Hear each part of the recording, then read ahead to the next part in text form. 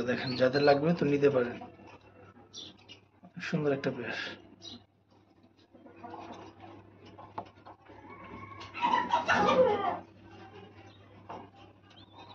দেখেন জোড়া বাচ্চা, দুইটা বাচ্চা সমান বড় হয়ে গেছে।